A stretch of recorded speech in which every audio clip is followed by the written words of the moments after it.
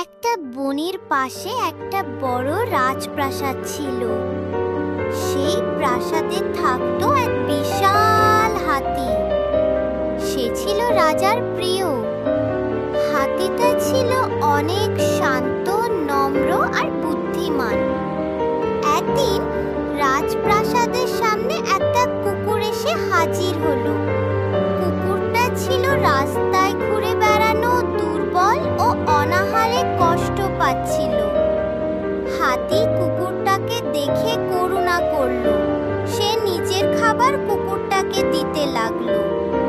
দিন যায়, রাত যায়, হাতি আর কুকুরের মধ্যে গভীর বন্ধুত্ব গড়ে ওঠে। তারা একসঙ্গে খায়, খেলে আর একে অপরের পাশে বসে সময় কাটায়। কুকুরটা হাতির পিঠে ঘুরে বেড়াতো। হাতিও খুব মজা পেত।